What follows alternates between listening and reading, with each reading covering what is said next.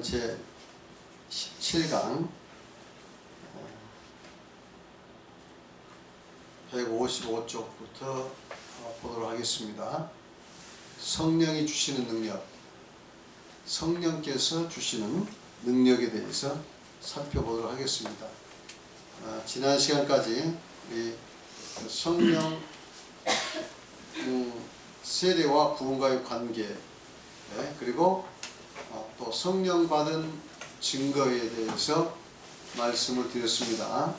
성령 받은 증거, 성령을 받아야 한다 하는 문제에 있어서는 모든 교파가 다 인정을 합니다. 성령의 내주가 있어야 한다. 성령을 받아야 한다. 그런데 이 성령을 어떻게 받느냐 하는 문제에 있어서는 이제 크게는 개신교와 또 저희들의 지금 견해가 조금 다르죠. 모든 대부분의 교파에서는 예수를 믿으면 이미 성령이 우리 안에 내주하셨다. 그리고 그 성령에 의해서 우리가 예수님을 주로 고백하고 또 입술로 시인하고 그래서 외적으로 성령 받은 그런 증거가 고백으로 나타난다고 이렇게 생각을 합니다. 그러니까 예수 믿자마자 그게 언제인지 보지만 그때 이미 성령이 내주했다 이렇게 이야기를 하죠. 그 문제에 대해서 이미 성경에서는 믿었다고 성령 받은 것이 아니라 하는 증거가 있죠. 그리고 또 세례까지 받았지만 아직 성령 받은 상태가 아니었다.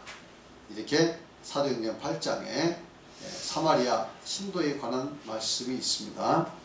그리고 선한 행위나 혹은 각종 체험들, 예를 들어서 환상이라든가 기도 응답이라든가 병고침이라든가 하는 기타 여러가지 능력을 행하는 그런 일이 있다 해서 성령 받은 것이 아니다 하는 증거도 이미 말씀을 드렸습니다.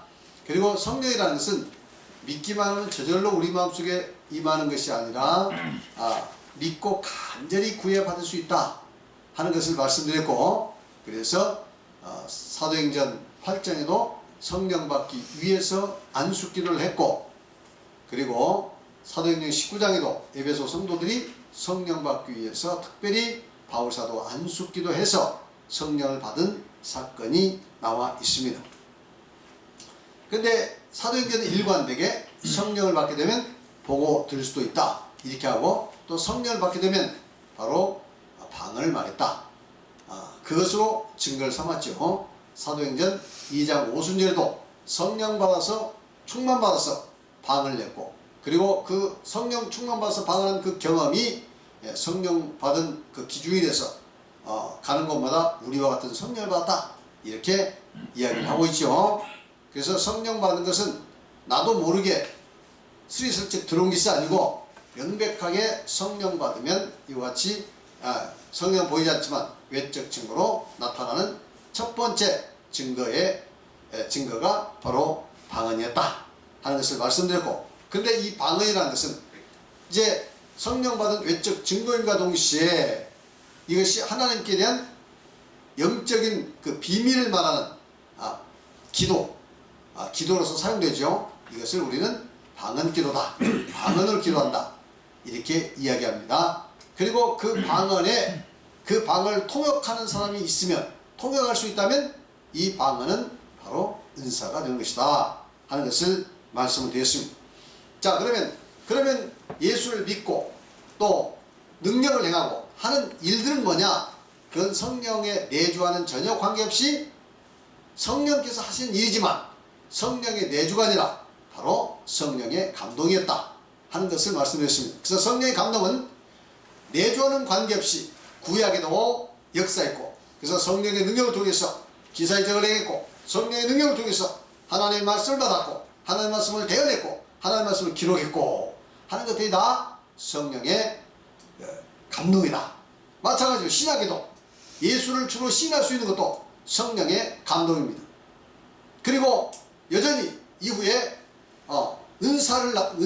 성령의 은사가 나타나는 것도 역시 성령의 감동입니다. 또 성령의 감동이 충만하면 역시 성령의 열매도 맺을 수가 있습니다. 그러니까 성령의 내주를 받은 우리 성도들은 이제 그 성령을 통해서 더 성령을 감동이 충만해서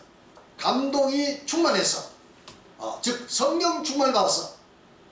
성령 충만 받았어. 그러니까 성령의 내주가 없는 사람도 성령 충만이 있을 수 있습니까? 없습니까? 있어요. 어떻게 충만? 내주. 성령의 내주가 아니라 성령의 감동으로 충만하다 이게. 또 성령의 내주를 받은 사람이라 하더라도 성령 충만 받지 못하면, 감동이 충만하지 못하면 능력을 행할 수 있습니까? 없습니까? 능력을 행할 수가 없습니다. 능력 있는 믿음 생활할 수 없어요.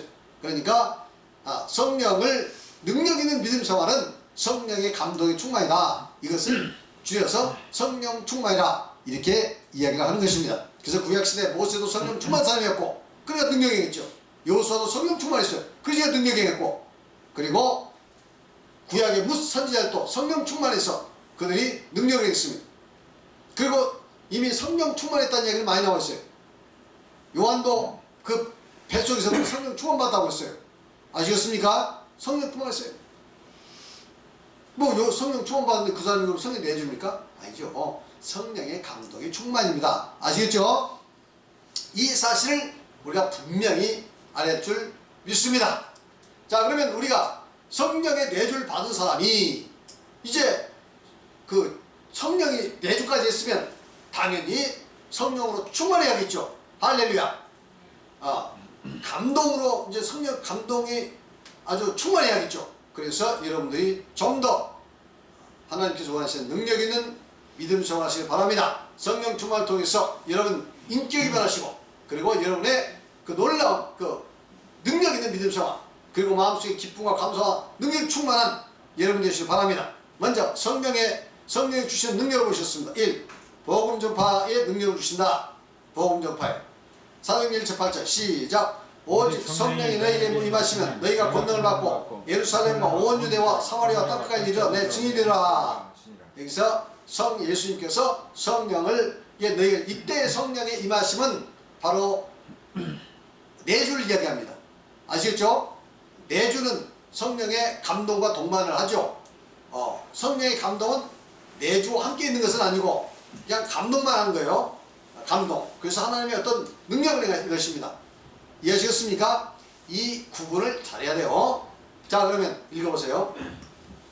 여기서 권능은 죄사함의 권능을 포함한 포괄적인 복음 전파의 능력을 말하고 있습니다. 복음 전파에 있어서 죄를 사하는 권능은 가장 중요한 권능입니다. 죄사하는 권능은 신부나 목사나 혹은 어떤 지도자가 하는 것이 아니고 오직 성령께서 하십니다. 따라서 예수님께서 성령을 받으라, 너희가 누구의 죄든지 사하면 사하여질 것이요 라고 하셨습니다. 오순절과 같은 성령을 받은 성도가 올바른 침례를 통해 죄사하는 권세를 갖게 됩니다. 그리고 하나님께서는 성령을 의지하여 간절히 기도할 때 놀라운 복음 전파의 능력을 주십니다. 할렐루야. 여기서 권능이라는 것은 많은 사람들은 무슨 기사 이적을 행하는 권능이라고 생각하는데, 이때 권능의 핵심은 그게 아닙니다. 이때 권능은 바로 죄사함의 권능이라는 거죠. 알겠죠? 죄사함의 권능. 왜냐? 우리 예수님께서 요한복음 20장 22절로 23절에 보면 숨을 내쉬며 가사대 성령을 받아라. 너희가 네 죄를 사하면 사해질 것이요 그대로 두면 그대로 있으리라. 이렇게 말씀했죠. 그래서 사도행전 1장에 와서 보면 너희가 예루살렘을 떠나지 말고 아버지의 약속하신 걸 기다리라. 요한은 물로 세례를 베었으나 너희는 몇 날이 못되어 성령으로 세례를 받으라. 이렇게 말씀했죠. 예루살렘을 떠나지 말아라. 성령이 임하면 비로소 가서 복음을 전해라. 이렇게 말씀한 거죠. 사도행전 1장 8절에 보니까 그러면서 너희가 성령이 너희에게 임하시면 너희가 권능을 받고 예루살렘과 온 유대와 사마리아와 땅까지 이르러 나의 증인이 되라. 이렇게 말씀했습니다. 그러니까 여기서 이 복음 전파의 가장 중요한 요소는 뭐죠? 죄를 사하는 것이잖아요. 복음 전파의 가장 중요한 것은 죄를 사하는 겁니다. 근데 성경에서는 예수님께서 죄를 사하는 방법을 알려주셨어요. 그리고 죄를 사할 수 있도록 길을 냈어요. 그게 이제 십자가에서 모든 우리 인류의 죄를 대속해 놓으시고, 그리고 성령을 보내주셔서 성령 받은 제자들 통해서 죄 사함의 권세를 줘서 죄를 사할 수 있도록 한 거 아닙니까? 그래서 이 복음에는 반드시 예수 그리스도의 증거에는 반드시 죄 사함을 받을 수 있도록 이렇게 이제 능력이 따라야 하는데 바로 그것이 성령입니다. 그래서 죄를 사하는 것은 사람이 하는 게 아니죠. 무슨 목사나 신부나 혹은 교회 어떤 지도자가 됐다고 해서 죄 사함의 권능이 있는 것이 아닙니다. 죄 사함의 권능은 어떻게 해서 주어진다고 그랬죠? 성경대로 이야기하면 성령, 오순절 성령이 임할 때 바로 그 온순절 성령의 능력에 의해서 죄사함의 권세가 생긴 것이다. 할렐루야. 그리고 그 죄사함의 권세를 합법적으로 행할 수 있는 방법을 주셨는데 그것이 첫 번째 예수 이름으로 침례받는 것이다. 믿습니까? 그 다음에 침례받은 이후에 성령에 의해서 생명의 성령의 법에 따라 삶으로써 죄의 문제가 다 해결될 수 있는 것입니다. 그러므로 죄의 문제는 누가 이제 해결하십니까? 예수님이 승천하신 이후에는 바로 성령께서 오셔서 다 하신 것이요. 아시겠죠? 그래서 여기서 성령이 너에게 임하신 너의 권능을 받고는 바로 죄사함을 권능을 받고 가서 이제는 너희가 성령의 능력을 의지해서 바로 예수님께서 가르치신 죄사함의 방법을 시행함으로써 죄를 사해주고 또 우리의 모든 죄의 문제를 해결하라 하는 의미가 되겠죠. 할렐루야. 그래서 이 죄사함의 권세가 하늘과 땅의 모든 권세입니다. 우리 예수님께서 하늘과 땅의 모든 것을 아버지께서 내게 주셨으니 너희는 가서 모든 족속으로 제사 삼아 아버지와 아들과 성령의 이름으로 세례를 주고 내가 너에게 분부한 모든 말을 지켜 행하게 하라. 이렇게 말씀했죠. 믿습니까? 네. 자, 뿐만 아니라 이제 이와 같이 그 안에는 우리가 이제 간절히 기도해서 정말 능력을 받아가지고 복음 전파를 효과적으로도 할 수 있다 하는 것을 말씀하고 있습니다. 그래서 성령을 주셨으니까 성령의 큰 감동을 받은 우리 성도들이 많이 나오시길 바랍니다. 열심히 기도하시고 열심히 성경 보시고 믿음을 가지고 그래서 능력을 얻어서 여러분들이 어떤 기사의적을 행할 수 있는 능력이 있어서 더 많은 사람들에게 복음 전파를 효과적으로 전할 수 있었으면 참으로 저는 간절히 바람하지 않습니다. 자, 그 다음에 두 번째 진리를 깨닫게 하신다. 요한복음 16장 12절 13절 시작. 내가 아직도 너희에게 이렇게 쓰마나 지금은 너희가 감당하지 못하리라. 그러나 진리의 성령이 오시면 그가 너희를 모든 진리 가운데 인도하시니 그가 스스로 말하지 않고 오직 들은 것을 말하며 장래를 너희에게 알려하시리라. 그래서 보니까 그 성령께서는 특별히 진리를 깨닫게 하신 그런 능력이 있어요. 특별히 이제 그 성령의 내주를 통해서 참된 구원의 진리, 생명의 진리를 바로 깨닫게 하신다. 그래서 예수님께서 가르치시고 제자들이 이해하고 믿고 순종했던 이 원형의 구원 복음은 바로 성령을 통해서, 특별히 성령의 내주를 통해서 정확하게 우리에게 구원의 길을 알려주셨다 하는 것을 믿으시기 바랍니다. 할렐루야.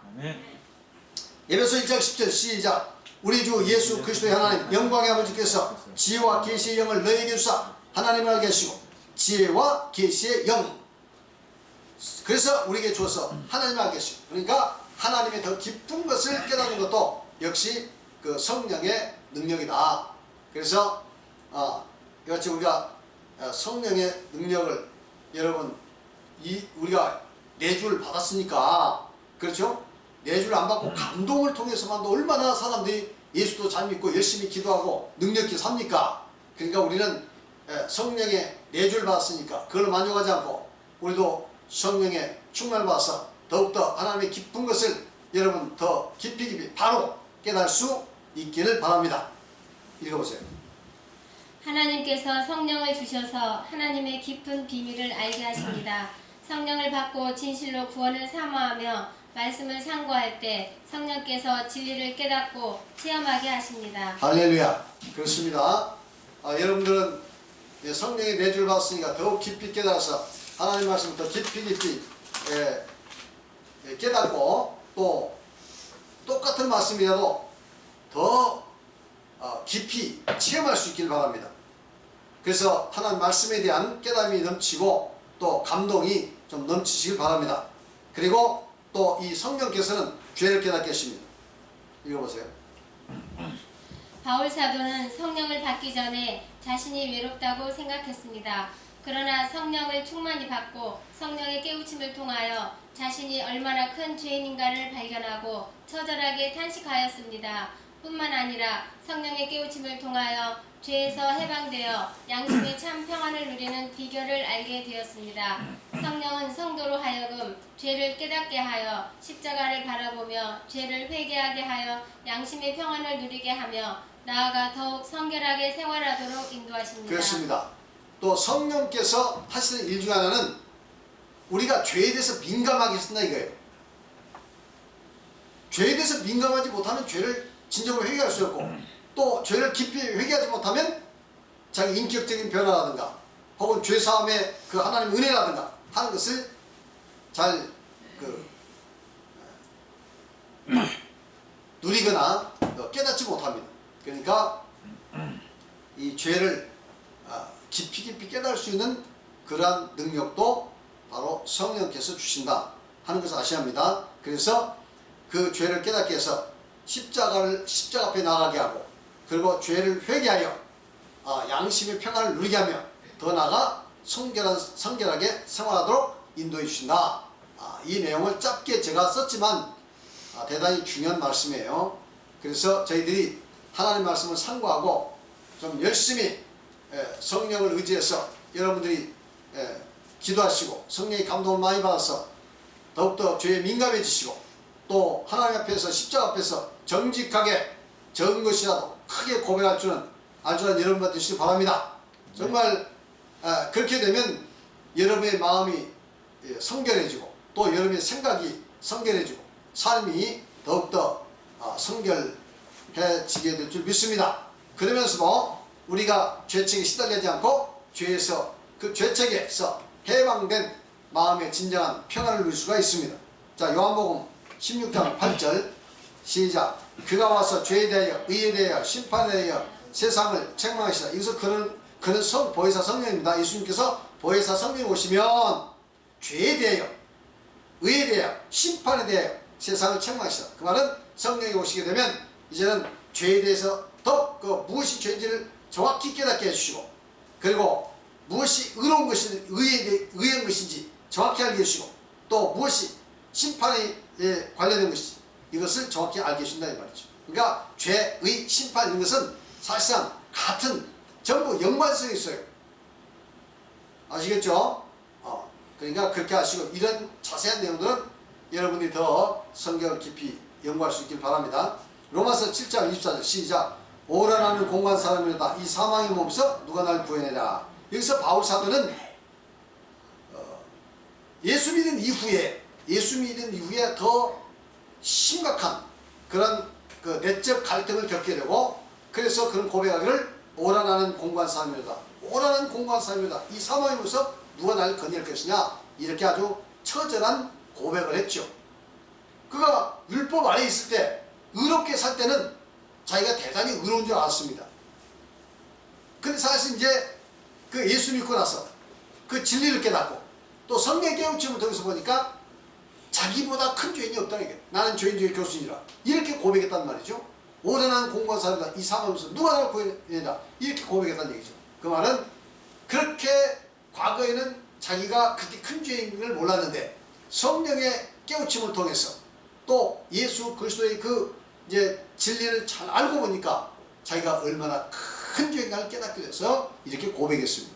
그러니까 저희들도 이러한 성령의 눈을 통해서 우리가 얼마나 큰 죄인가를 진정으로 여러분 깨달을 수 있길 바랍니다. 그게 볼 수 있길 바랍니다. 그리고 예수 그리스도 앞에서 우리의 모든 죄가 용서되고, 그리고 우리가 예수 그리스도 십자가를 해서 대속돼서 의롭게 되고 구원받은 우리 자신을 다시 한번 쳐다볼 때 우리가 얼마나 영광스러운 존재인가, 얼마나 축복받은 존재인가, 우리가 얼마나 하나님의 은혜를 크게 누리고 있는가 하는 것을 더 깊이 깨달아서 우리 마음속에 감사가 넘치고 은혜가 넘치고 또 평안이 넘치고 더 나아가서 기쁨이 넘치게 될 수 있을 줄 믿습니다.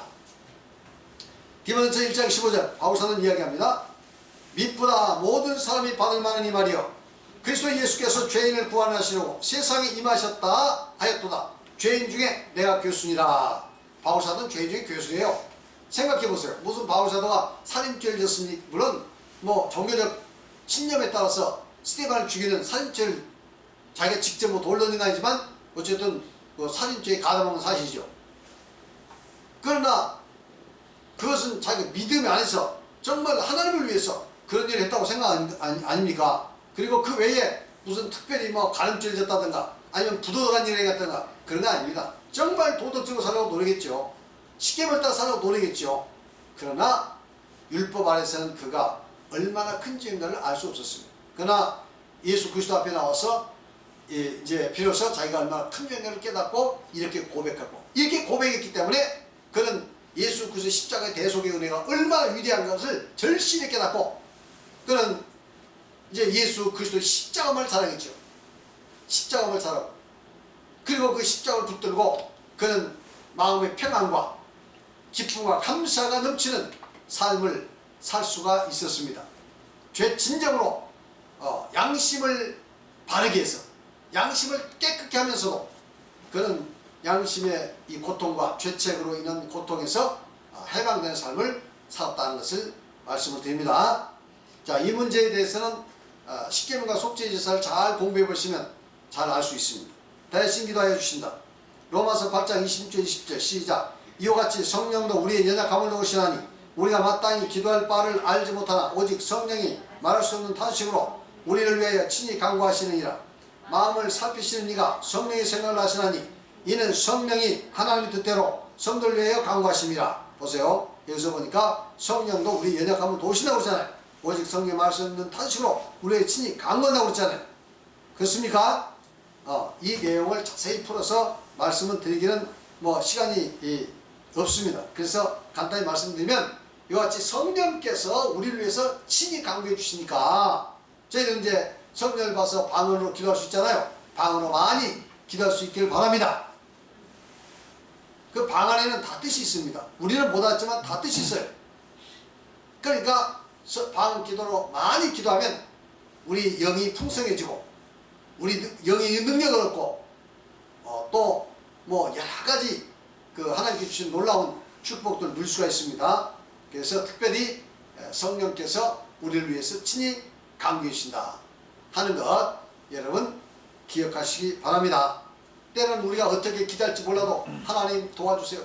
성령께서 간절히 기도하면 우리 생각을 바꿔주신다든가 아니면 우리의 길을 바꿔서 하나님의 뜻대로 우리 삶을 지도해 주신다 하는 것을 여러분 아시기 바랍니다. 읽어보세요. 말의 기도가 좋은 점이 많이 있으나 마음속의 모든 것을 정확히 다 표현할 수 없습니다. 말의 기도는 때로 중언부언하기 쉽고 다른 사람 듣기 좋게 하려는 가식적 기도가 될 수 있습니다. 예수님은 이러한 중언부언하고 가식적인 기도를 매우 싫어하셨습니다. 그러나 방언 기도는 하나님 외에는 누구도 알아들을 수 없기 때문에 방언 기도를 통하여 진실되게 마음을 하나님께 전할 수 있으며 또 아무리 오랫동안 기도해도 어려움이 없으며 그리고 본문에서 말하듯이 어떻게 기도해야 할지 모를 때에도 성령께서 방언 기도를 통하여 성도를 대신하여 간구해 주십니다. 네, 그렇습니다. 말의 기도는 참 좋은 점 많아요. 그래서 저희들이 예배 때 그 오성으로 말로 기도하지 않습니까? 알아들 수 있는 말로 기도잖아요. 장점이 많습니다. 필요할 때는 바로 이 오성 기도를 많이 활용을 해야 합니다. 그러나 오성 기도는 내 마음의 진실함을 다 표현할 수 없고 내어놓을 수가 없습니다. 그러니까 이 말에는 어느 정도 가식이 들어갈 수밖에 없어요. 남의 덕을 위해서. 그러니까 우리가 오성 기도도 해야겠지만 또 오성 기도도 가급적 진실되고 덕스럽게 해야겠죠. 너무 가식이 많이 들어가면 안 됩니다. 미사 요구만 많이 쓴다고 되는 게 아니에요. 그러나 여러분들이 하나님과 1대1로 여러분 방언으로 큰일 기도하면 여러분 스스로 다 표현할 수 있는 그 마음의 모든 것들을 성령을 통해서 하나님께 다 내어놓을 수 있고 또 여러분이 뭔가 남에게 내어놓을 수 없는 그런 혹시 마음속의 비밀이라 하더라도 어떤 것이라도 하나님께 내어놓고 여러분 기도할 수 있습니다. 그래서 하나님의 도움을 받을 수 있다는 것이죠. 그래서 이 방언의 기도는 정말 장점이 많습니다. 그래서 우리는 오성으로도 기도해야 하고 방언으로도 기도해야 합니다. 저도 가끔 오성으로 기도합니다. 한 3, 40분씩 기도하고 나면 한 3, 40분 이게 걸려요. 물론 방언 기도도 그와 유사한 순서로 제가 기도를 합니다. 그래도 오성으로 다 할 수 없는 것, 말 기도로 다 할 수 없는 것, 방언 기도로 할 수 있어요. 또 방언 기도는 어떤 한 문제에 대해도 집중해서 기도할 수 있습니다. 한 문제에 대해서 그 문제에서 계속 생각하면서 간절히 기도할 수 있어요. 근데 오성 기도는 한 문제를 가지고 계속 반복해 좀 어색하기도 합니다. 어쨌든 여러분들이 오성 기도와 방언 기도의 장점이 있습니다. 그러니까 그 장점을 잘 살려서 때로는 오성 기도로 기도하시고 때로는 방언 기도로도 많이 기도하시길 바랍니다. 계속해서 보세요. 물론 진실하게 말의 기도를 할 때에도 성령께서 함께 하셔서 그 기도가 하나님 앞에 상달될 수 있습니다. 그러나 방언 기도는 성령께서 더욱 강하게 역사하여 효과적으로 기도 응답을 받게 하는 능력의 기도가 됩니다. 따라서 성도는 방언 기도를 더욱 열심히 더욱 간절히 하여 하나님의 뜻 안에서 응답을 받아 풍성한 삶을 누려야 할 것입니다. 할렐루야. 네. 말의 기도 중요합니다. 그러나 방언 기도 앞으로 특별히 무슨 기도? 올방 기도. 하나님과 나와의 그 은밀한 기도를 많이 한 사람이 능력이 있습니다. 그러니까 집에서 문 닫아놓고 하나님과 간절히 기도하는 그 기도 시간도 있어야 한다. 그리고 우리 다 같이 모여서 다 같이 합심해서 또 한 장소에서 이와 같이 기도하는 것도 중요합니다. 그 다음에 다섯 번째, 성령의 열매를 맺게 하신다. 갈라디아서 5장 22, 23절 시작. 오직 성령의 열매는 사랑과 희락과 화평과 오래 참음과 자비와 양선과 충성과 온유와 절제니 이 같은 것들을 금지할 법이 없느니라. 예, 성령의 열매. 그 저는 항상 그렇게 기도해요. 하나님 성령 충만해 주십시오. 첫 번째, 성령 충만을 통해서 성령의 열매를 맺게 하여 주시옵소서. 그래서 이 9가지 열매를 제가 하나님께 부르짖습니다. 이런 열매를 좀 맺게 하여 주시옵소서. 다만 이것이 이제 관념적이고 생각에서만 머물지 않고 입술에서만 머물지 않고 행동화될 수 있도록 주여 능력을 허락하여 주시옵소서. 이게 기도를 합니다. 그래서 첫 번째가 이 성령의 열매를 달라고 기도하고, 이 성령의 열매는 바로 인격이 변합니다. 우리의 성품이, 우리의 인격이 하나님의 형상을 담고 예수 그리스도를 닮아가는 바로 그것이 성령의 열매다. 이렇게 볼 수 있겠습니다. 할렐루야. 그 다음에 계시록에 보면 22장 1절 2절 시작. 또 그가 수정같이 맑은 생명수 강을 내게 보이니 하나님과 및 어린 양의 보좌로부터 나와서 그 길 가운데 흐르더라. 강 좌우에 생명나무가 있어 12가지 열매를 맺되 달마다 그 열매를 맺고 그 나무 잎사귀들은 만국을 치유하기 위하여 있더라. 그래서 계시록에 보면 이때에 그 하나님과 어린 양의 보좌로부터 나온다고 했죠. 그래서 길 가운데로 흐른다고 했어요. 참 희한한 그런 강물이죠. 아니 강물이 길 가운데로 흐르는 강물이 물이 어디 있습니까? 강은 보통 길 옆으로 계곡수로 흐르지 않습니까? 근데 이 물은 길 가운데로 흐르는 거예요. 물론 이 길은 진리의 길입니다. 생명의 길이에요. 거기에 생명수 강이 흐릅니다. 그리고 좌우에는 뭐가 있다고 그랬습니까? 많은 나무들이 있다고 했잖아요. 이 나무들은 뭘 상징합니까? 바로 성도들을 상징합니다. 시편에 1편에도 있잖아요. 1편에도 저는 시냇가에 심은 나무가 시절을 쫓아 과실을 맺음 같이 그 잎사귀가 말지 아니함같이 그 행사가 다 형통하려다. 이때 이 시냇가에 심은 나무는 뭘 상징합니까? 성도잖아요. 그러니까 성도가 있는데 그 성도가 이제 열매를 맺어야죠. 12가지 열매. 12가지 열매를 지금 맺습니다. 그래서 갈라디아서는 성령의 열매가 9가지고 9가지죠. 그래서 여기는 12가지로 했으니 제가 3가지를 덧붙여서 뭐라고 했습니까? 첫째, 이제 성결, 겸손, 그리고 지혜의 열매를 주십시오. 저는 이렇게 3가지를 덧붙였습니다. 여러분도 뭐 나름대로 여러분 꼭 필요한 게 있으면 한번 9가지에다 3가지를 하나 더 못해보세요. 자, 그래서 12가지 열매를 달마다 맺는다. 달마다. 그것은 끊임없이 1년 12달 열매를 맺는다. 그죠? 세상의 열매는 1년 12달 열매 맺는 과일은 하나도 없습니다. 절대로. 그렇죠? 한철 맺는 거죠. 한철. 가을에 주로 열매라는 것은 가을에 주로 이제 거두지 않습니까? 근데 이 나무는 12달 계속 맺는다 이 말이에요. 그것은 열매가 끊이지 않는다 하는 뜻이고, 이것은 우리 성도들이 성령의 강가에서 성령 충만받아서 우리 성도들이 그 성령의 열매를 끊이지 않고 그 열매를 맺어야 한다 하는 것을 상징하고 있습니다. 할렐루야. 읽어보세요. 생명수의 강은 생수의 성령을 상징하고 생명수의 강 좌우의 생명나무는 성도를 상징하고 있으며 12가지 실과는 성령의 열매를 말하고 있습니다. 이는 성령받는 성도들이 성령의 능력을 힘입어 성령의 열매를 맺어 예수님을 닮은 아름다운 믿음의 인격으로 변화될 것을 보여주고 있습니다. 정말 이렇게 아름다운 열매면서 이 믿음의 인격이 예수님을 닮으시길 바랍니다. 하나님의 형상 닮으시길 바랍니다. 우리 하나님께서 기뻐하시는 그 아름다운 인격으로 변화됐어요. 하나님을 기쁘시게 하는 여러분 되시기를 진심으로 바랍니다. 그 다음에 성령을 은사를 주십니다. 고린도전서 12장 14절로 11절 시작.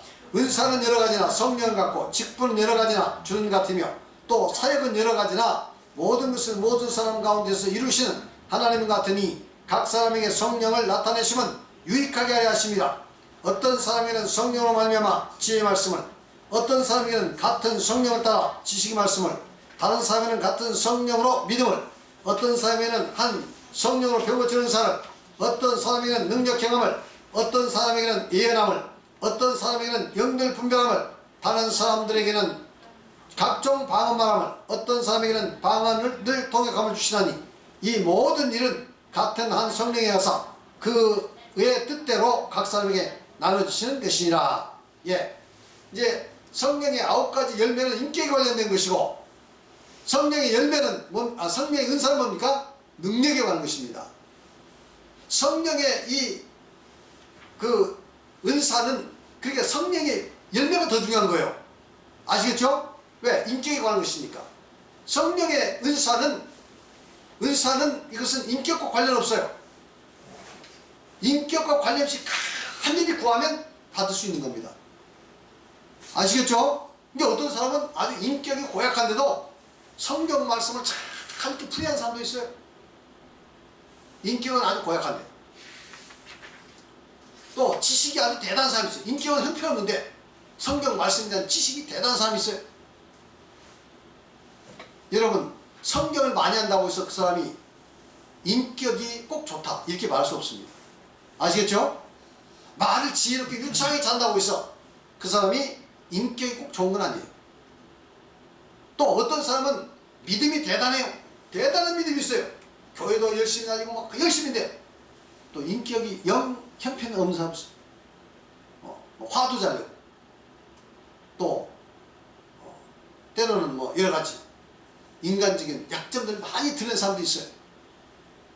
또 어떤 사람들은 여기서 보니까 병 고치는 은사, 각종 능력 행하고 예언하고 영능 분별하고, 야, 이렇게 하면 여러분들은 저 사람 얼마나 인격이 고매할까. 천만의 말씀.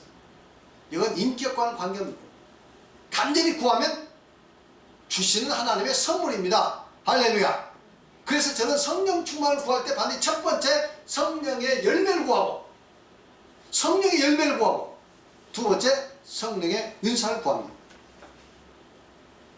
근데 이 성령의 은사라는 것은 마치 뭐가 같냐? 아주 도구 같은 거예요. 도구. 그렇죠? 칼. 좋은 겁니까? 나쁜 겁니까? 좋은 거예요. 그런데 좋다고 해서 누구나 칼 가지면 되겠어요? 강도한테는 그 칼이 살인도가 되는 것이고, 의사에게는 그 칼이 활인도가 되는 것이고, 사람을 살리는 칼이 되는 것이고, 또 요리사에게는 맛있는 요리를 하는 그 요리칼이 되는 것이고, 그렇죠? 그러니까 더 은사라는 것은 무엇과 같아? 도구와 같은 것이다. 인격과는 관계없이 간절히 구하면 하나님께 주신다 이거예요. 아시겠습니까? 이 점을 우리 신도들이 잘 구별 못합니다. 그러니까 성경을 많이 알고 성경의 내용을 깊이 풀어 헤치고 뭐 비밀한 것을 알려주고 믿음이 대단해가지고 뭐 열심을 내고 또 뭐 기사의적을 행하고 병 고치고 방언 통역하고 방언하고 그러니까 야, 저 사람은 얼마나 저렇게 저쯤 되면 얼마나 인격이 대단할까. 정말에 여러분 그걸 아셔야 합니다. 그래서 가끔 실망을 한 거예요. 아, 저렇게 뭐 열심히 한다는 사람이 왜 저 모양이야? 이렇게 실망한 경우가 있습니다. 절대 여러분 실망하지 않길 바랍니다. 아시겠죠? 그래서 이 은사를 구하는 사람은 반드시 뭘 더 또 거기 구해야 돼요. 성령의 열매를 구해야 한다 이 말이죠.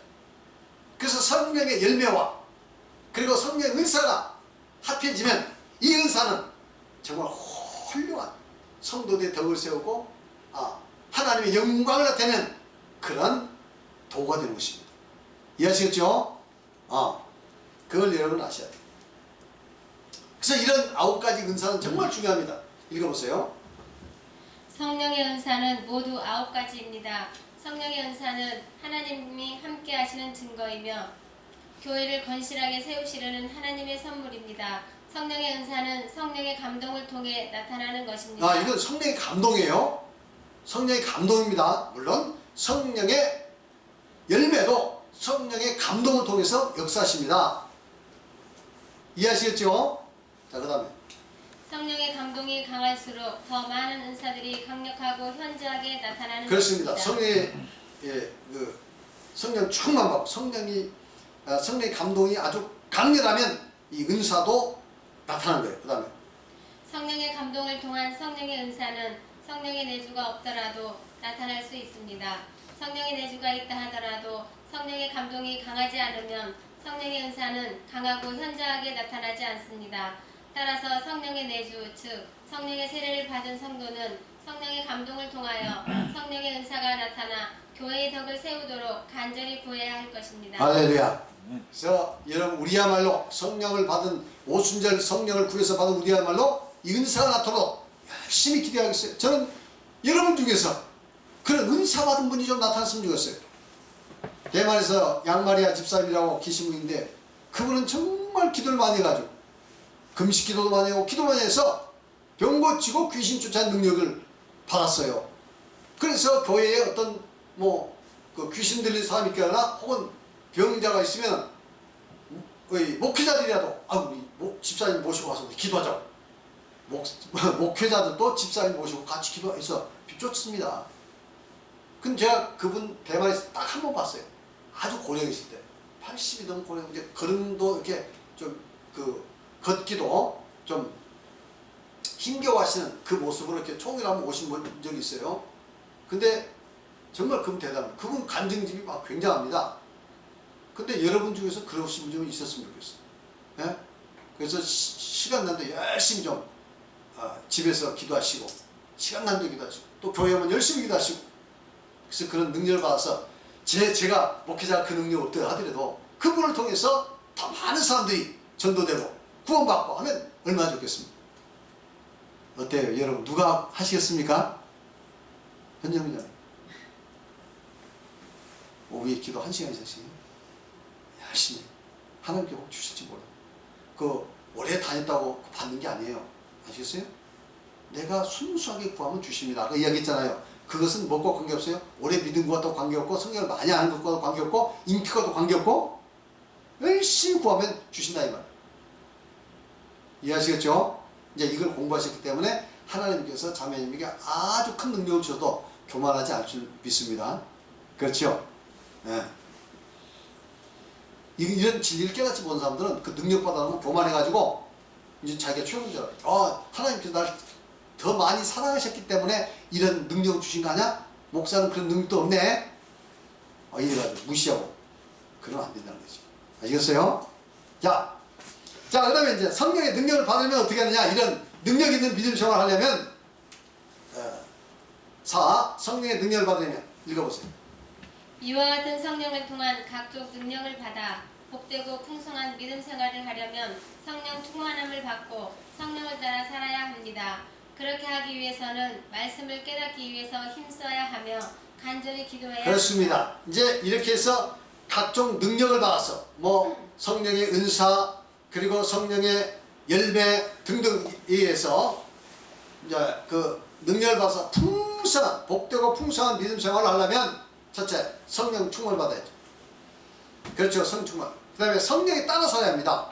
성령에 따라서요. 그러기 위해서는 말씀과 기도 이 두 가지밖에 없어요. 말씀과 기도.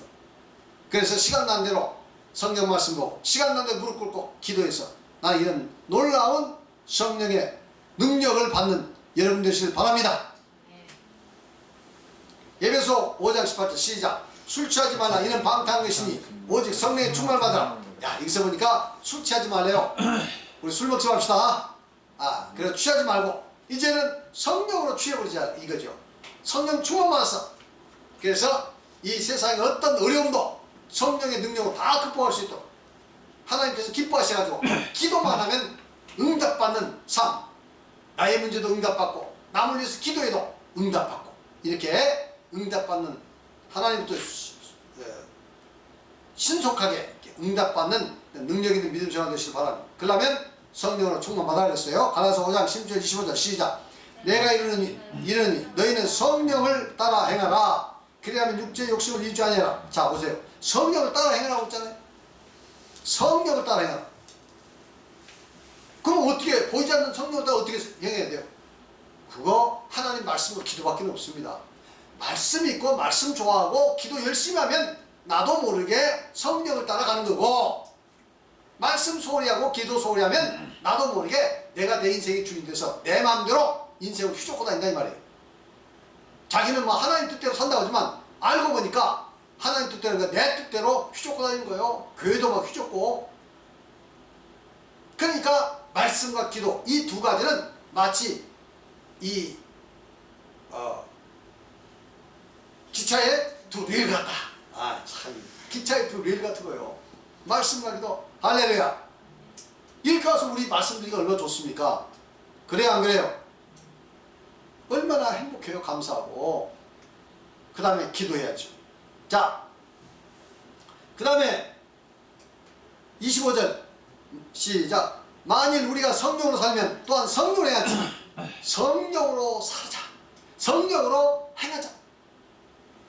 그러면 어떻게 성령으로 어떻게 행해? 성령으로 어떻게 살죠? 두 가지입니다. 간단하게. 말씀, 기도, 능력을 둬서 우리가 이제 그에 따라서 살면 우리는 하나님께서 원하시는 대로 살아진다 이 말이죠. 믿습니까? 그런데 뭐 예배에도 잘 참석 않고 말씀에도 뭐 소홀히 여기면서 기도도 별로 안 하면서 나 하나님 뜻에 살겠다는데 아니 하나님 뜻이 뭐 눈에 보입니까? 하나님 무엇이 하나님 뜻이라고 우리한테 나타나 보여집니까? 보여진 게 없습니다. 성경에 우리가 뭐 이 세상에 살아가는 모든 문제가 성경에 기록되어 있나요? 기록되지 않잖아요. 그러죠? 그러니까 이제 대원칙이 되어 있고 과거에 있었던 어떤 이제 사례도 있지만 우리가 우리의 삶의 모든 것을 성경에 다 규정하지는 않습니다. 그럼 어떻게 돼? 역시 말씀을 열심히 공부하고 묵상하고 그리고 간절히 기도하면 하나님께서 내 생각을 바꿔주시고 내 감정도 통제해 주시고 내 발걸음도 인도해서 하나님께서 원하시는 그 하나님 뜻대로 우리를 인도하신다 이 말이죠. 할렐루야. 이것이 바로 뭐냐? 이게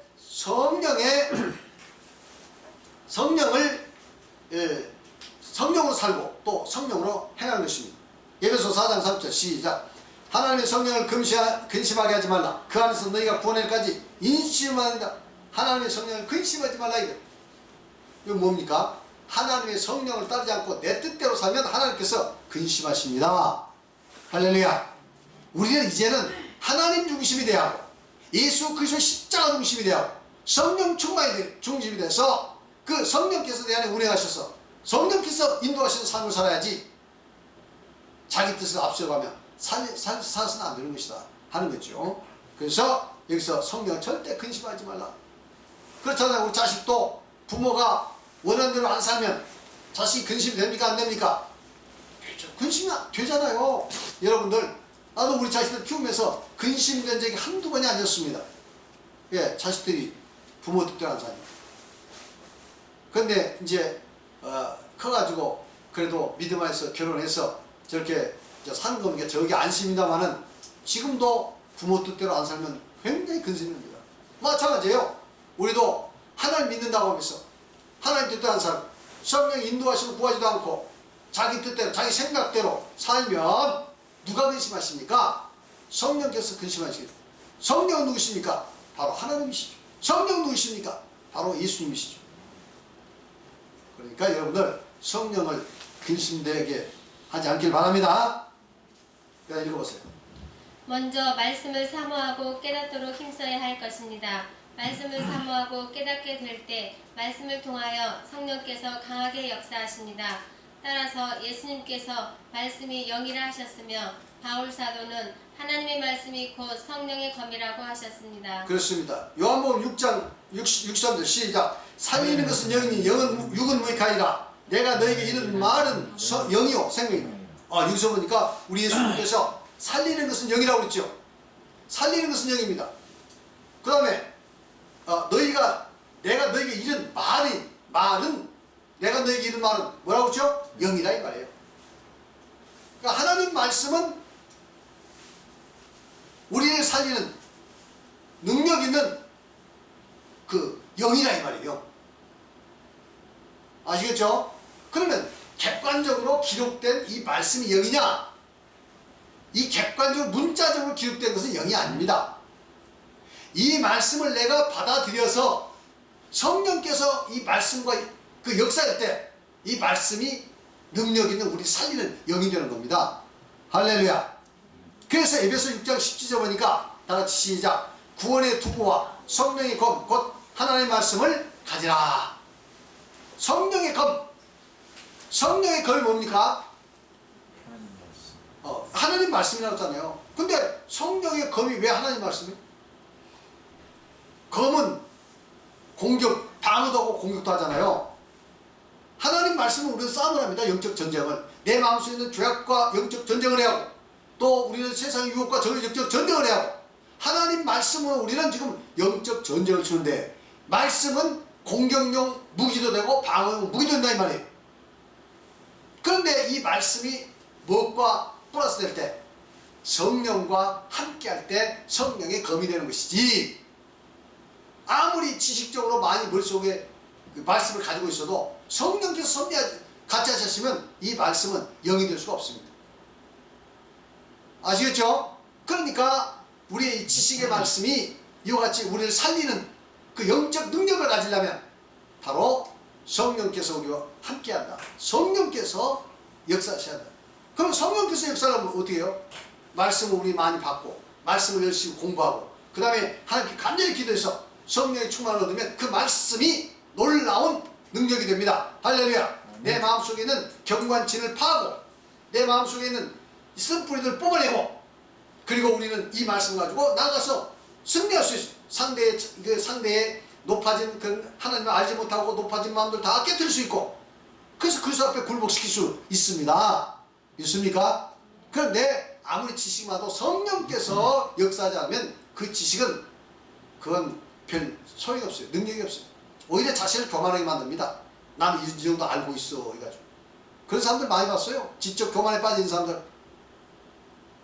그래가지고 그 지적 지식 수준이 마치 믿음인 것처럼 능력인 것처럼 이건 성경을 잘 모르기 때문에 그럴 거예요. 성경 말씀 잘 살펴보면 이게 우리가 알 수 있습니다. 그래서 절대 우리는 지적 교만에 빠지지 않길 바랍니다. 할렐루야. 많이 배우면 좋아요. 그러나 그 지적 교만에 빠지지 않고 그 지식이 진정으로 능력이 돼서 내 마음속에 있는 모든 이 죄악들과 싸워서 내부의 적과 싸워 이기고 또 외부의 적과 싸워 이길 수 있는 영적인 그 무기가 되려면 진정으로 무기가 되려면 바로 성령 충만해야 한다 하는 것을 말씀드립니다. 그 다음에 읽어보세요. 머리에 있는 지식적 믿음이 가슴에서 뜨겁게 감격으로 체험되는 체험적 믿음이 되기 위해서는 강한 성령의 감동이 있어야 합니다. 이게 중요한 말입니다. 그렇죠? 머리에 있는 지식적인 믿음이 가슴에 뜨겁게 감격으로 체험되는 체험적 믿음이 되기 위해서는 어쩐다고요? 강한 성령의 감동이 있어야 한다. 할렐루야. 그 다음에 그렇게 하기 위해서 간절한 기도, 열심 있는 기도, 끊임없는 기도가 필수적입니다. 기도가 부족한 믿음은 무기력하고 형식적인 믿음 생활이 되어 그렇습니다. 이 있습니다. 간절한 기도, 간절한 다음에 무슨 말이 나오죠? 간이 저리게 간절히 할렐루야. 끊임없는 기도, 열심히 있는 기도 필수예요.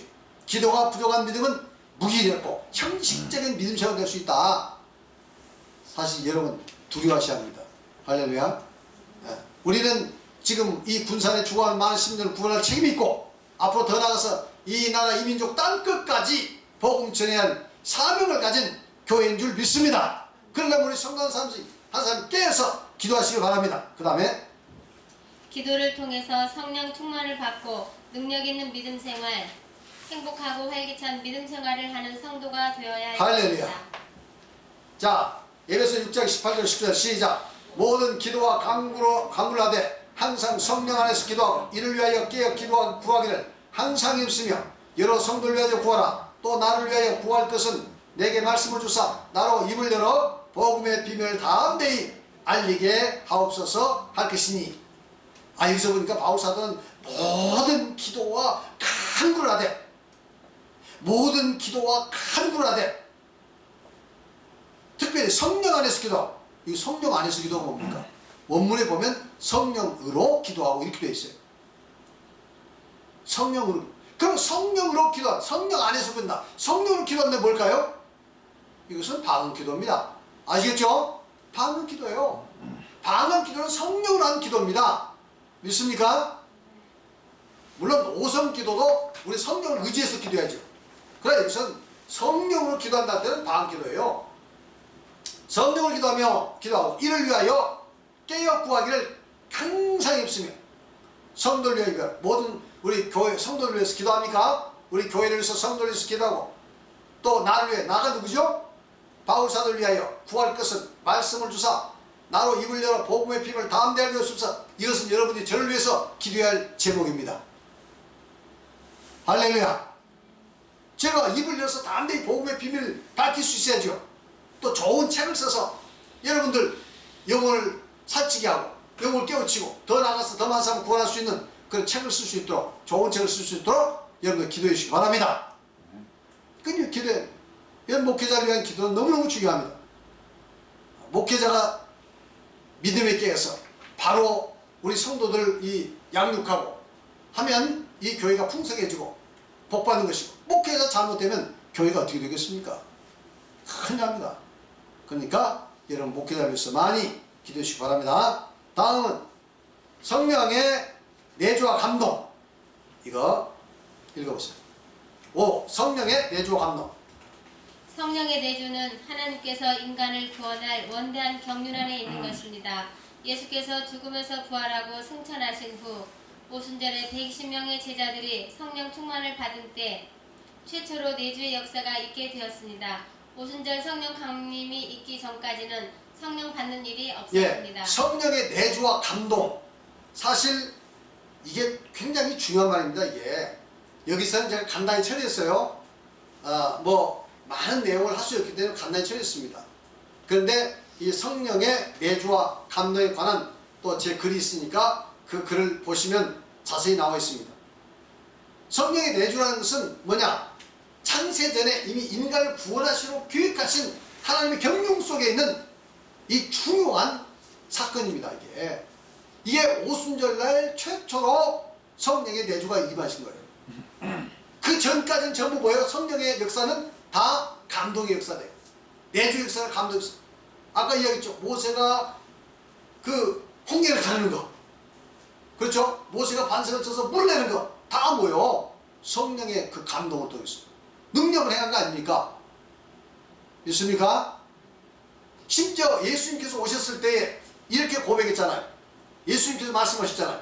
요한복음 7장 37절 39절 시작. 명절 큰날 곧 큰날에 예수께서 서서 외쳐 이르시되 누구든지 목마르던 내게로 와서 마시라. 나를 믿는 자는 성령의 이름같이 그 배에서 생수양이 흘러 나오리라 하시니 이는 그를 믿는 자의 받을 성령을 가르쳐 말씀하신 것이라. 예수께서 아직 영광을 받지 않으셨으므로 성령이 아직 그들에게 계시지 아니하더라. 아니 보세요. 여기서 예수님께서 자 목마른 자는 내게 와서 마시라 하셨죠. 그러시면서 나를 믿는 자는 예수님을 믿는 자 나를 믿는 자는 성령님 같이 이 성경에 언제 말씀했죠? 성경? 구약 성경에 에스겔 선지 에스겔서 37장에 보면 그 성경에 성령이 막 이렇게 흘러내리는 내용들이 있잖아요.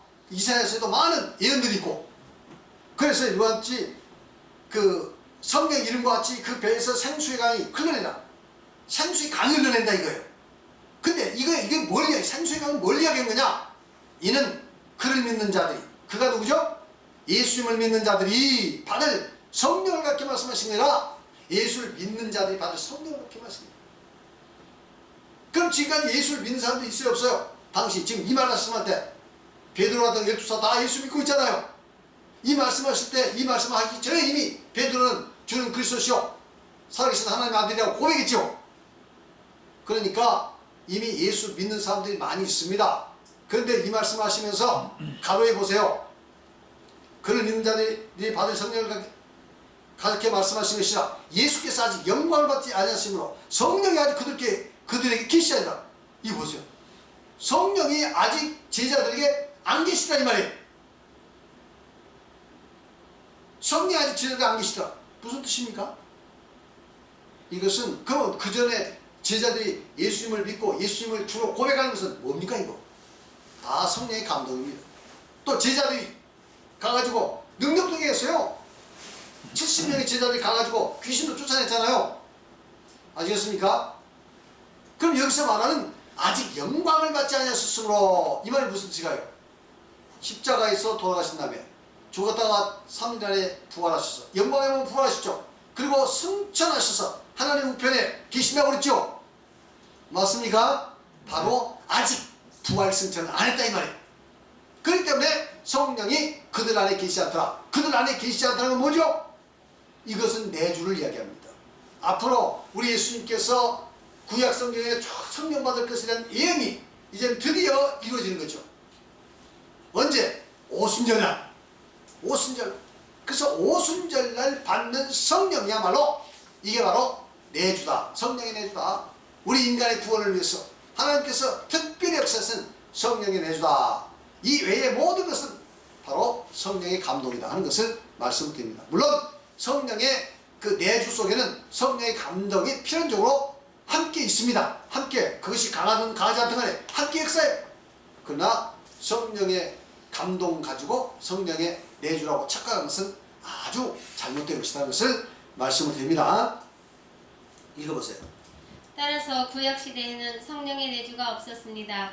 그러면 구약시대의 성령의 활동은 무엇입니까? 그것은 성령의 감동입니다. 구원과는 관계없이 하나님의 필요에 따라서 성령으로 감동하여 하나님의 뜻을 이루셨습니다. 예를 들어 말씀을 전하고 환상을 보고 기적을 행하며 예언 등을 했습니다. 자, 베드로서 1장 20절 시작. 예언은 언제든지 사람의 뜻으로 낸 것이 아니요 오직 성령의 감동하심을 받는 사람들이 하나님께 받아 말하는 것입니다. 할렐루야. 여기서 보세요. 예언은 언제든지 사람의 뜻으로 낸 것이 아니다. 오직 성령의 감동. 여기서 예언은 무슨 예언이죠? 구약 성경 예언. 지금 구약 성경의 예언은 사람의 뜻으로 낸 것이 아니고 오직 성령의 감동하심을 받는 사람들이 하나님께 받아 말하는 것이다. 구약 성경은 어떻게 쓰여진 거라고요? 하나님의 감동에 의해서 쓰여진 것이다. 그 이야기죠. 맞습니까? 네. 맞습니까? 디모데후서 3장 10절 시작. 모든 성경은 하나님의 감동으로 된 것으로 교훈과 책망과 바르게 함과 의로 거룩하게 유익하니. 여기서 보니까 성령의 감동, 모든 성경. 이 모든 성경도 뭐죠? 구약 성경. 왜냐하면 바울 사도 당시에는 아직 신약 성경이 없었으니까, 결정이 안 됐으니까. 그래서 구약의 모든 성경은 하나님의 감동으로 된 것이다. 즉 무엇의 감동? 성령의 감동으로 된 감동의 역사다. 이게 감동의 역사. 이것으로 교훈과 책망과 바람과 의로 그렇게 유익하다고 이야기했어요. 읽어보세요. 사도시대 당시에 신약 성경은 없었습니다. 여기서 말한 예언이나 모든 성경은 구약 성경을 말합니다. 구약시대 성경 기록은 성령 감동의 역사라는 것을 보여주고 있습니다. 그 외에 구약시대 많은 기사 이적과 하나님이 하시는 일은 성령의 감동으로 된 그렇습니다. 것입니다. 구약 성경에 많은 큰 능력 행하서 성령의 감동으로 했어요. 사무엘상 16장 31절 시작. 사무엘이 기름 뿔병을 가져다가 그 형제 중에서 그에게 부었더니 이날 이후로 다윗이 여호와의 영에게 크게 감동되니라. 사무엘이 떠나서 라마로 가지라. 지금 사무엘이 다윗에게 기름을 부으니까 여호와의 영이 크게 감동됐다고 했죠. 그로부터 이 다윗은 굉장한 능력을 얻었어요. 믿음의 담력도 얻고 또 굉장한 능력을 행했습니다. 아시겠죠? 이것이 뭐라고요? 성령의 감동이다. 하나님의 여호와 영에 크게 감동되었다. 이 이야기잖아요. 이건 내주가 아니죠. 마가복음 12장 30절 시작. 다윗이 성령에 감동되어 친히 말하되 주께서 내 주께 이르시되 내가 내 원수를 내 발 아래에 둘 때까지 내 우편에 앉아서 하셨도다 하는지라. 여기서 성령이 감동돼서 예언했잖아요. 다윗이 읽어보세요. 신약시대에도 구약시대와 마찬가지로 성령의 내주가 없는 사람이라 하더라도 성령의 감동의 역사는 있을 수 있습니다. 예를 들어 예수를 구주로 시인한다던가 예수 이름으로 기사이적을 행하기도 합니다. 많은 믿는 사람들이 이 점에 있어서 혼란을 일으키므로 성령 받는 문제에 대해서 오해를 하게 됩니다. 성령의 감동을 성령의 내주, 성령의 세례, 성령을 받는 것으로 오해하고 있습니다. 그러나 성령의 감동과 성령 받는 것과는 별개입니다. 성령의 감동을 받는 사람이 성령을 받을 수는 있으나 성령의 감동 자체가 성령을 받는 것이 아니라는 사실을 알아야 합니다. 성령은 오직 사도행전에서처럼 구하여야 할렐루야. 받아야 합니다. 네, 그러니까 그 성령 받는 것과 성령의 내주와 성령의 감동은 별개다. 근데 사람들은 지금 대부분 성령의 감동 자체를 성령의 내주로 착각을 하고, 그래서 예수 믿으면 이미 성령이 내주했다, 구원받았다, 이렇게 이야기하죠. 근데 그 성령의 예수를 믿는 건 성령의 감동의 일이지 절대로 성령의 내주가 아니다. 그리고 기사이적을 행하고 기도 많이 해서 기사이적 행하고 능력 행하는 거, 야 성령이 지금 내주했으니까 그런 거 아닌가 착각하는데 그게 아니라 이거예요. 그건 성령의 감동요, 성령의 감동 또한 은사이다 하는 것을 여러분 이해하시기 바랍니다. 오늘 시간이 많이 돼서 다음까지 사실 끝내야 하는데 여기까지만 하도록 하겠습니다. 딱 4장씩 나가니까 딱 맞네요. 오늘 여기까지 말씀드렸습니다. 잠깐 기도하시겠습니다. 하나님 아버지 감사합니다. 저희들에게 참으로 이 귀한 진리의 말씀을 깨닫게 해주시니 감사합니다.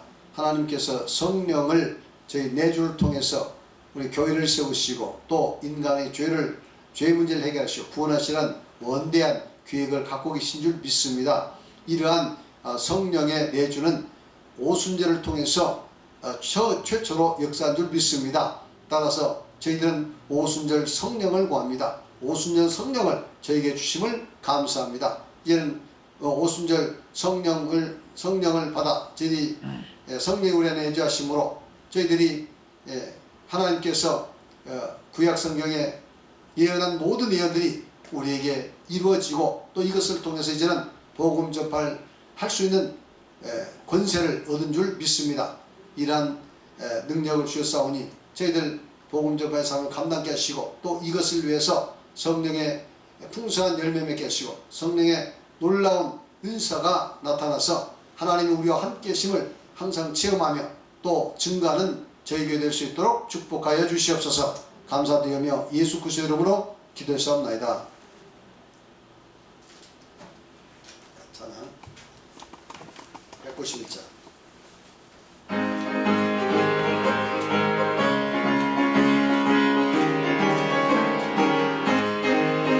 내가 매일 기쁘게 순례의 길 행함은 주의 발이 나를 안보하며 내가 주의